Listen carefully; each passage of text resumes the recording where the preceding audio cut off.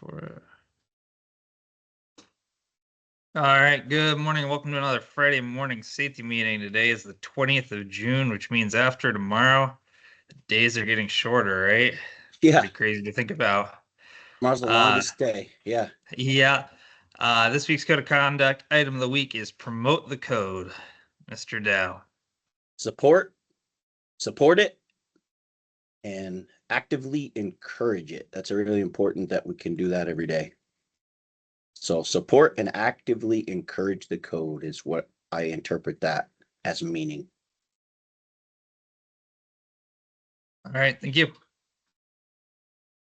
Safety news. We are 35 days without a recordable injury, 7 days without a first aid injury, and 15 days without a on the road vehicle incident. Something to point out. I know yesterday was hot. Today's going to be hot, and next week is going to be very hot. So make sure you're getting plenty of water. If you need cooler, ice, anything like that, make sure you're getting it from Elliott.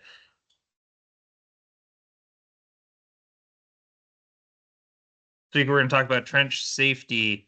It is the National Trench Safety Stand Down this week, so we figured it was a good time to discuss all this stuff. We did this one on purpose, unlike the tie down week.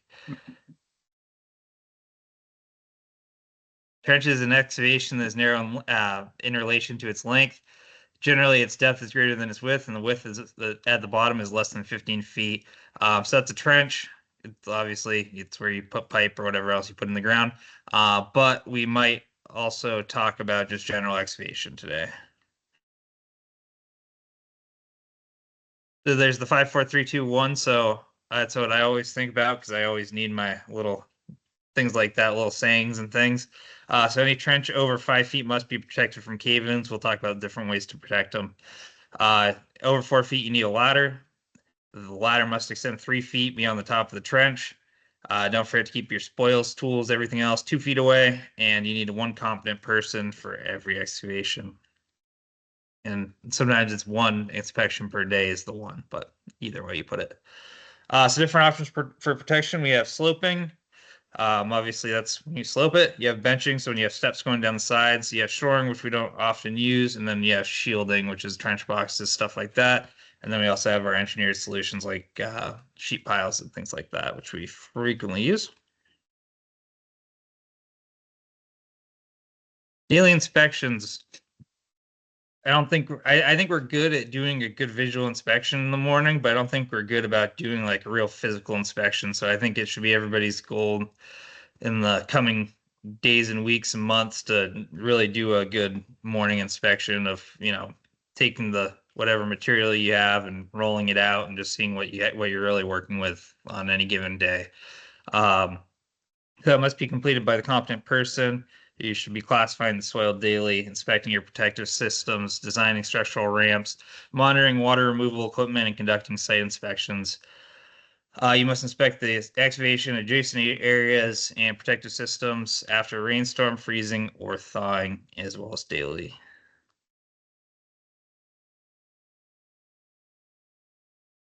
So yes, you want to look at your soil conditions. So you're looking for fissures, cracks, cave-ins, stuff like that. You want to make sure any spoils, tools, or equipment are more than 2 feet away from the edge. You want to just take a look at your protective systems. I think right now our boxes have been looking pretty good, but I know for sometimes we go into phases, especially toward the end of the construction season, where our boxes can be in pretty rough shape. So we want to make sure to inspect those. We want to think about hazardous atmospheres. So any carbon monoxide or something like that you might have in an excavation. You want to look for safe means of egress. So that can be an earthen ramp. It can be steps. You can make stairs.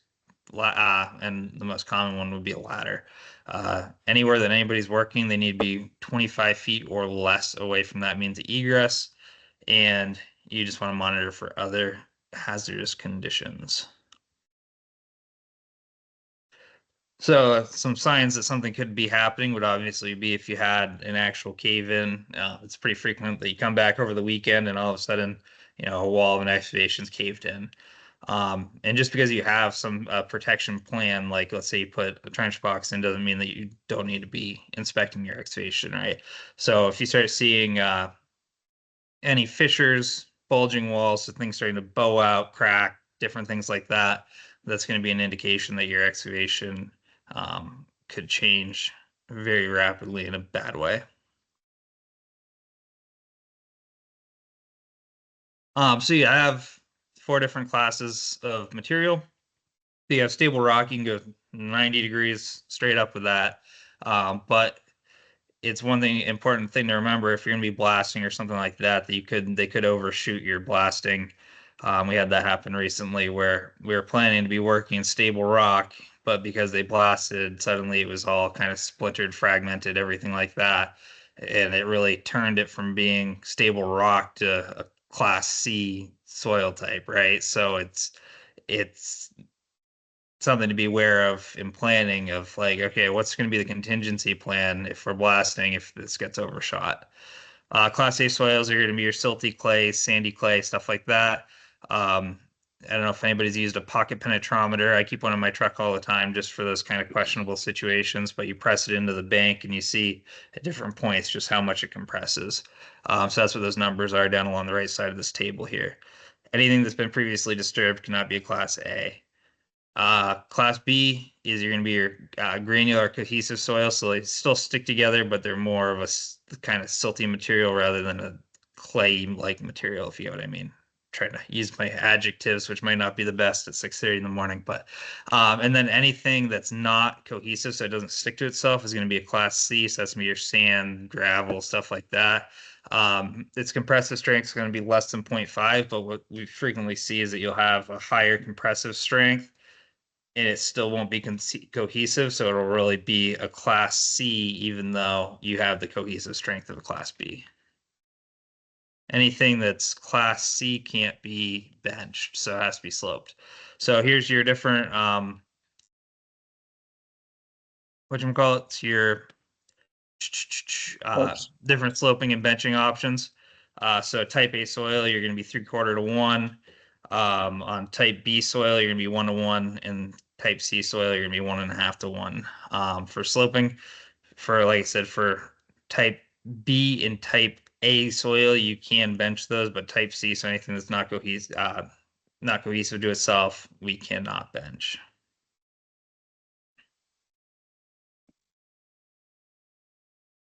And you just be mindful of weight and vibration. That could change your type of soil that you're working in, but it could also cause a cave-in. So if you have a machine running at the edge of an excavation, that's typically the side of the excavation that we have the least protected, and it's where you have the most weight sitting over the top of it and the most vibration going on. So just be mindful of that. That can lead to cave-ins.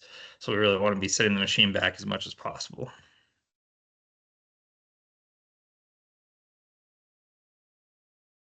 And just a reminder, previously disturbed earth cannot be type A. One thing that we've found to be an issue is when we're going to be doing form work. Sometimes the excavations aren't large enough. They're big enough for the footers, but they're not big enough for them to really do their work and get their form cages down there. So if you're going to be doing form work in the excavation, just touch base with Ronnie or Marty or somebody and just kind of find out what they need for space for what they're going to be doing. If that space around the footing can be level, that's even better. Try to keep those cages upright and not falling over or anything like that. When I actually perform inspections, the more you do it, the better you're going to get at it. And like I said, we're not very good about doing really physical inspections, I don't think. And I hope I'm wrong, but if we're not doing them, we really need to get in the habit of doing them. It only takes a couple of minutes and it could save a life. We want to hold general contractors to our own standards. So one thing that we've noticed is, when we're working for other companies, the excavations, we tend to have to push them to give us a safe excavation to work in. So we need to stand our ground when it comes to that and not be getting into any excavations that are unsafe, even if we're a subcontractor. You need to have egress available within 25 feet of any occupied point of an excavation, and any deep excavations need to be designed by a professional engineer and stamped. That's at 20 feet. Yep. So we have these books readily available to all employees. It pretty much matches Tom's slide word from word. So if anybody wants one for their pickup truck, great resource to have with you with what the standard is and how to operate in a safe manner with trenching and excavation. And again, if you're gonna classify anything above a C, you should let the safety department know just so we could double check and make sure that we're in line, that it is D, a B, or an A when it comes to your protection system for that trench or excavation. That's right. So it's class C unless noted otherwise by a qualified person, right? Exactly. One Yeah. on 1.5. Yeah. C by default. We don't, actually, you're gonna get someone else engaged if you wanna try to classify anything above a C. Yeah, And we gotta water do changes wa- everything. Water Yeah, we- changes everything in a trench. You get Yeah. water in it and someone shows up, it doesn't matter what your penetrometer says, we're probably gonna get scolded by the FOSHA people, right? Yep. Anything to add on the soil stuff, Ben? Ben's, I've got a couple of things on safety. If anybody doesn't have anything else on the trenching. Yeah, go ahead. Hey, this is Walter Lazarez again. I'm out at Highgate today. Walter. So the old rule of thumb used to be that you walk up to the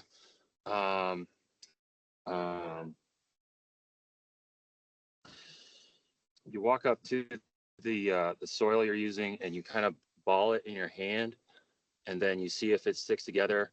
And if it sticks together, it's a B soil, and if it doesn't stick together, it's an A soil. So that's how you know what you're dealing with. Oh, No. flip-flop that C. If it crumbles really fast, it's a C. If you can roll it into a ribbon, like your kids might do with Play-Doh, that indicates cohesiveness. So that could give us some grounds to upclass it. But just because it's cohesive also doesn't mean it's not a C. Right. You can have cohesive soils. Yeah. You can have clay soils or clay-y soils that are still Cs. And Yeah, you got to check it with a penetrometer, or you got to determine the pounds per rate, the compressive strength of the soil. Yeah, and every layer of that soil could be different, right? So you just need to be mindful of that if just because you check at the top, the excavation doesn't mean this could be the same at the bottom. So. Yep. Okay. So I've been noticing in the last 2 weeks an uptick in non-use of seat belts, because I've been watching the stuff, and so we need to improve on that. I think that's one of those things. If we get into an issue or an accident or something, if we don't have it on, it's just going to be even worse for us getting hurt. And also, it's against the law to not wear it in the state of Vermont. So I've been trying to figure out a good way to deal with this, and I think I'm going to start reaching out to those who aren't wearing their seatbelts and find out what we can do to improve that. I think at the end of the year, when we're not actively promoting our safety standards and following them, then that's an issue that is putting us all at risk for a lot of different things. And so we're going to have to I want to start considering that when we're looking at bonuses, raises, and when we do our annual review of people. So safety is our number one priority, and I want everyone to try to embrace that and actively encourage that.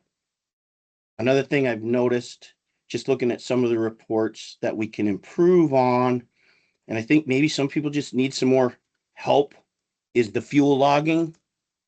We've been trying to get a handle on this, and I know that Ben McKinney and a lot of guys are working on it. But I think people are going to be reaching out if you're having issues doing it, and we're going to help you to get that process done. Other than that, I haven't seen a lot of things out there that I've noticed that we're doing really good on a lot of stuff. But I think we can work on those a little bit. I think a lot of people confuse the seatbelt thing with like a personal freedom thing. When you're off the clock in your own vehicle, you do whatever you want. You should probably wear one, but that's your call. But when you're in our vehicle or on the clock, it's just like working 30 feet in the air with no harness. It's one of the biggest exposures we have. One of the most dangerous things we do is drive down the road. And besides wanting you guys to be safe, it's a huge workman's comp exposure for us to have somebody badly injured in an Yeah. accident, and it's obvious and common knowledge that without a seatbelt, you're much more likely to be seriously hurt or killed in a car accident. So it's a huge liability for the company. And for all of us, because we're all employee owners. Right?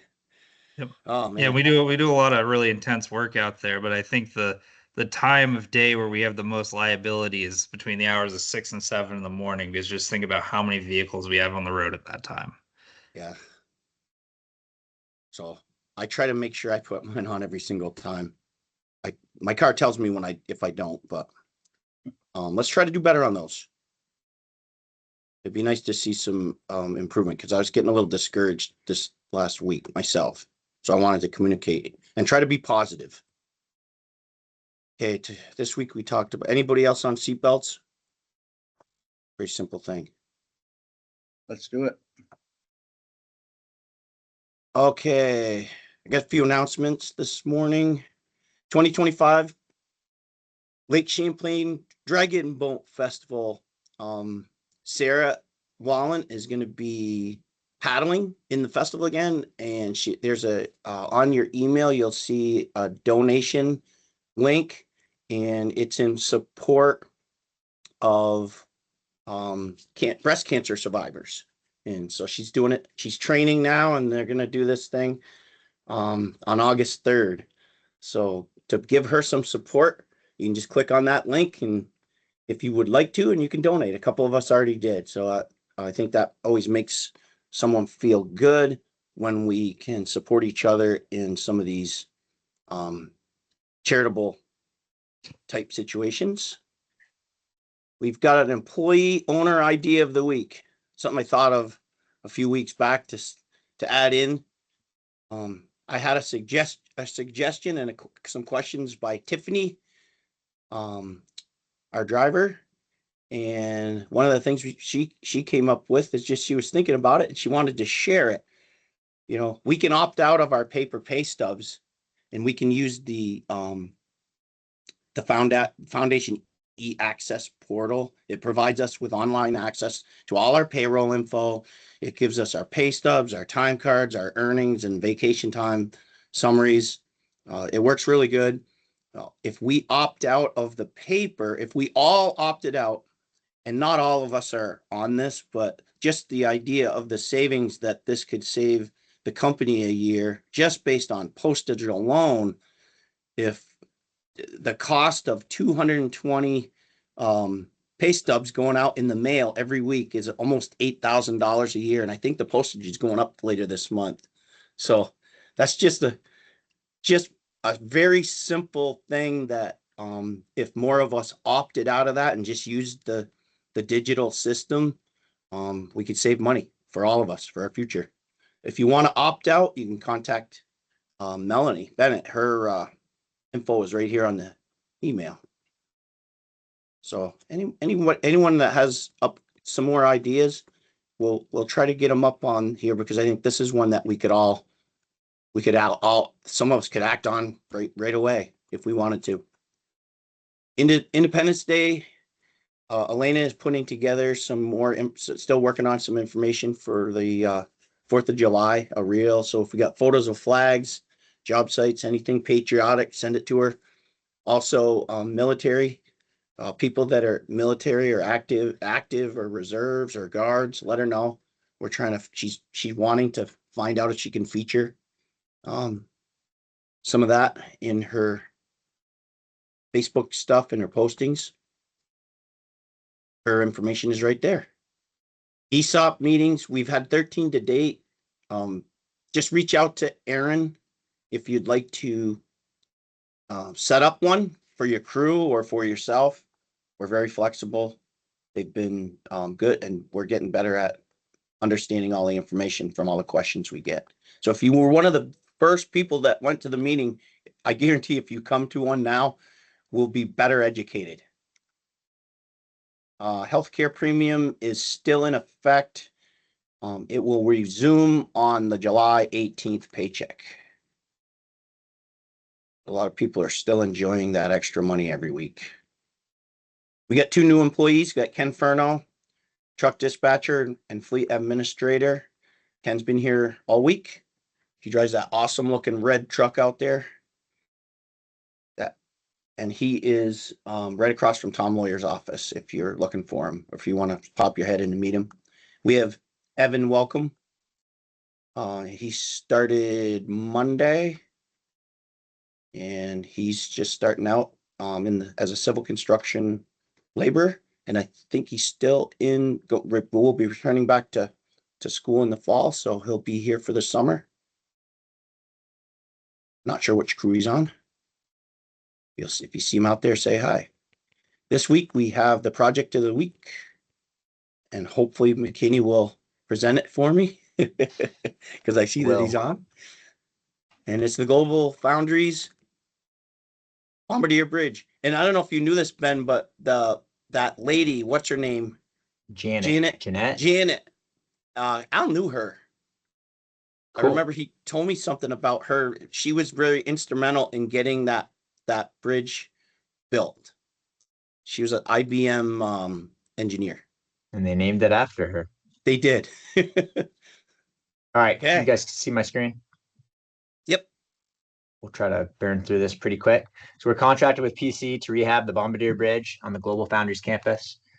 This bridge over the Winooski River is unique because it's privately owned.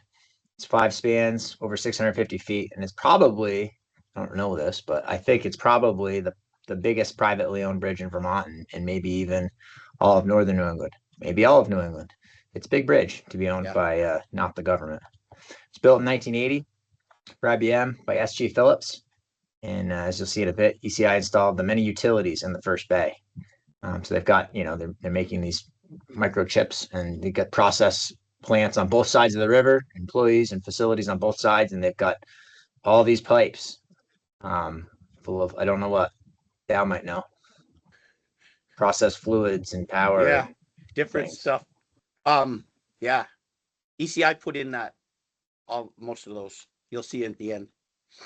So our scope included replacing the expansion bearings at the abutments, replacing the access hatches in the sidewalk over that first bay above the main run of pipes, replacing the expansion joints between the bridge deck and the back walls at each abutment, substructure, concrete, and masonry repair, cleaning and painting of the steel girders at the ends under the expansion joints, paving, guardrail, and approach work, and removing the failing steel grating underneath that run of pipes for access. It was all rotted, falling into the river below. It was a safety issue, not fit to walk on or stand under.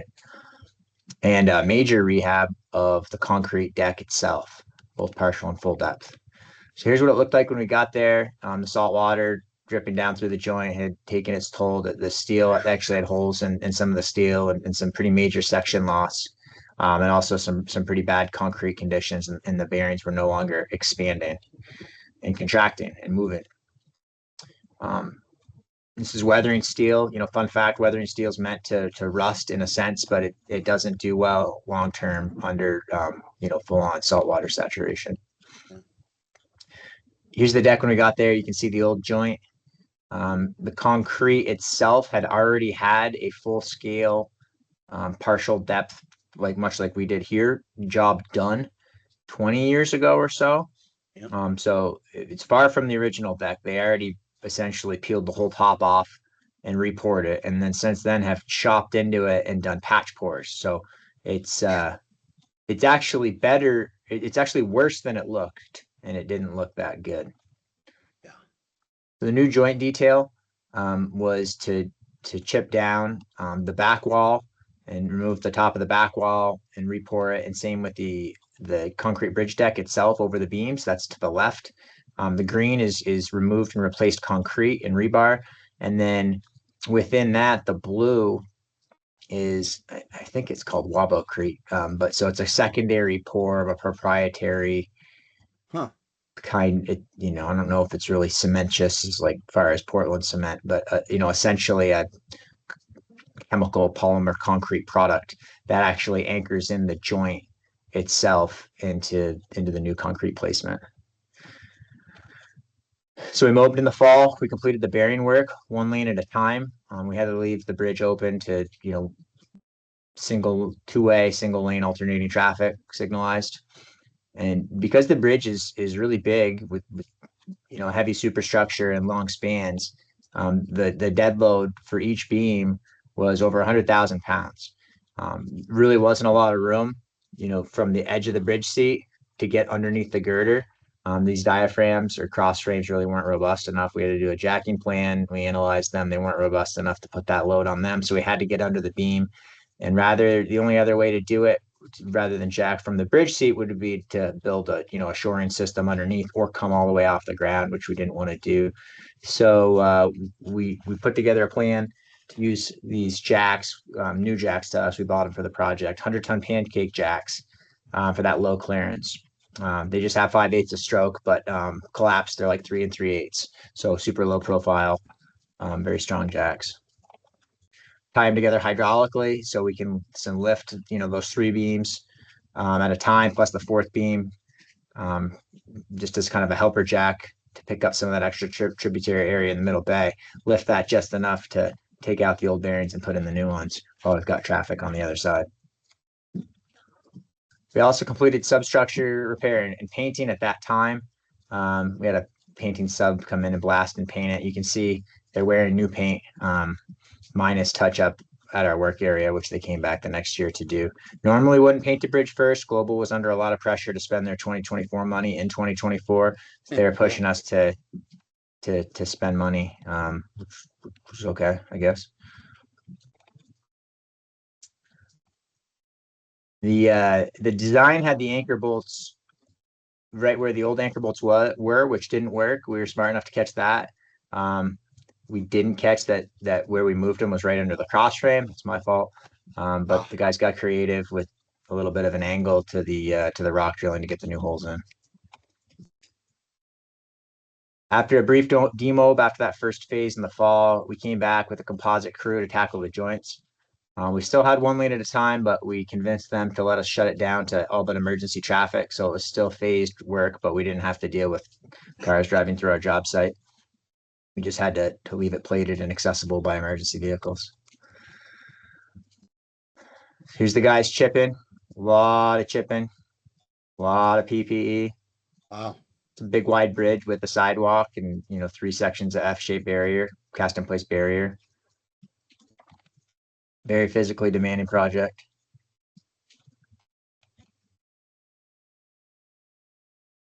So the slide assembly, fairly simple, the strip seal within the main deck, but up over these F-shaped barriers, it had these steel cover plates that allow for the expansion and contraction. It's a little more complicated when we get to the barrier sections. You can see the guys forming it. Weld in the joint at the phase line. Splice. So you can see in the background, the slide plate assembly and the first half of the joint completed, and then moving on to the second half.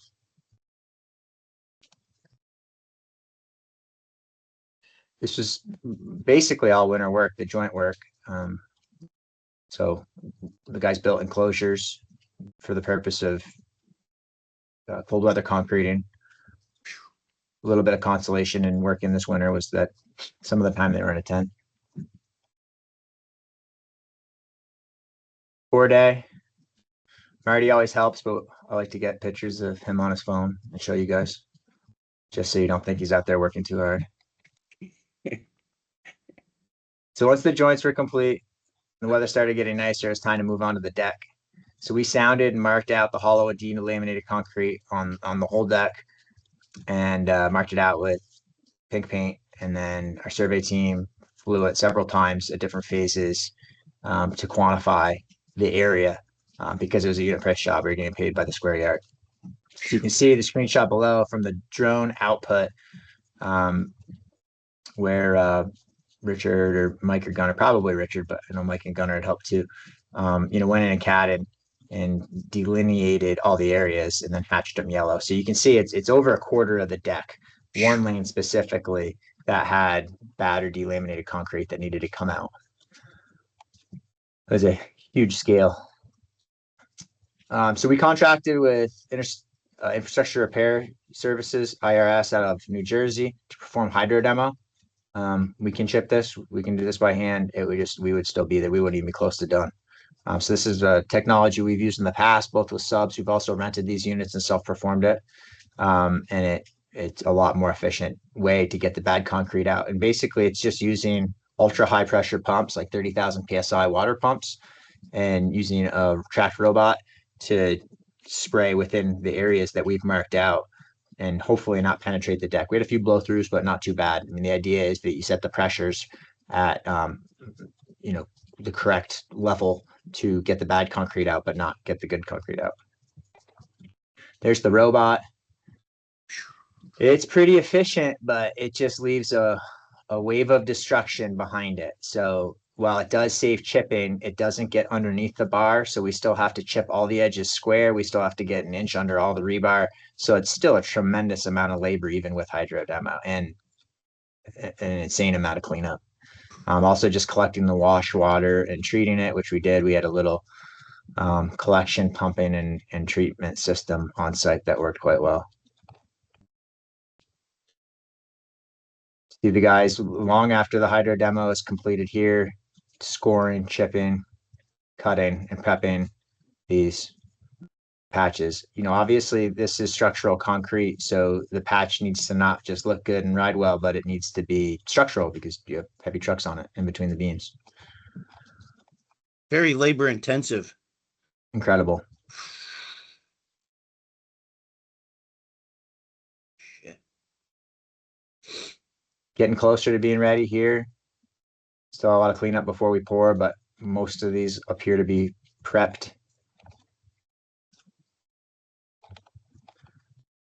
And then here's pour day. Again, we did this phased one at a time, so we could drive the trucks and you can't drive on these patches when they're partial depth. You've only got, maybe 3-4 inches of concrete left. So we drove in the lane that's already fixed to access our work. And on pour days, we brought in the cavalry. We had a bunch of our slabbers and finishers on site to help get some fairly good volumes of concrete down each day and have the product come out nice, flat, smooth, and look good. Here's a finished product after, I think that might even be after the last pour. Nice broom finish. It's a long bridge. The final step was to pave in the joints, apply an MMA sealant over the completed deck. We've done that in-house as well, but we chose to sub it out here mostly because we don't have a ride-on shot blast machine that you need for surface prep. The project was really successful. It was grueling at times, very physically demanding, like I said, but Global's happy, and they should get many more years out of this bridge before they have to do a more soup to nuts rehab project. Here's just the other day, final line striping. You can see that darker color from that MMA sealant. Then from the archives, you want to talk about this one, Mr. Dow? Sure. Yeah. That's that bay that had the cover on it that Ben was showing from underneath. This is when the bridge was in construction and ECI subcontracted to do all the utilities across, which were various different process pipings and conduits and things like that. The guy up on the left, that's Michael Colby. I don't know if any of you guys remember Michael, but he was my first foreman, and this is around 1980, 79 or 80, whenever I don't remember when they started and when they completed, Ben, but that's Michael. And then Hutchins down below, and the guy with the cigarette is Bobby Grant. And then the silver hard hat way down in the bottom looks like Eddie Douglas. So doesn't look like Colby's yelling, but he might be. I don't know. Yeah, this was the job that Alan designed these little carts that had wheels on them, rubber tired wheels, and he kept them for years and wanted us to use them all the time. And they had them down at the bottom in case they had to lay on their backs like creepers and go up and down under those beams to do some of the work that was low at the lower level. So for years he was looking for those things, and I think they got rid of them in 1982, but he thought we still had them in the 90s. and he's trying to find them all the time.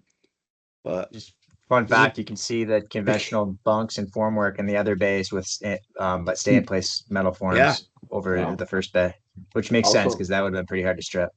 yep, and that's facing Look at the the same way your background. picture was. Yeah, The parking lot has a lot of cars in it. Yeah. Unbelievable.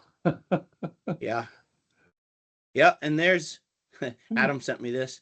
This is one of the original construction photos. SG Phillips. Adam Piper happened to know that he was talking with Gordy Eastman, and Gordy worked on this project when it was built. So he called Gordy yesterday, reached out to him to make sure that we had the right company that built the bridge. Very cool. Then and there it is, Ben. Before it, look at that, and that's the same direction, isn't it? There's the big parking lot full of cars Yep. down there. Yep. Pretty cool. Thank you, Ben. So there's a little bit of history there with ECI and that bridge. We used to go every couple of years, and Stu King would get a job with these huge drums of this special. I can't remember what it was. This special sealant that they used to try to protect it over the years, and we'd go out there on a Saturday and we have these drums of this this stuff that we would spray on the bridge every year. It wasn't fully effective, as you can see, but we made a lot of money on that bridge over the years. It's been a good money maker. All right, turn it back over to the safety guys. Thanks, man.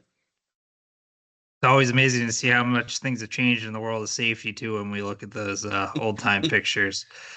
All right, have a great day. Have a safe day. If you're watching a group setting, please kick over your attendance to Matt or myself. And like I said, enjoy the summer solstice this weekend. Days are getting shorter from there.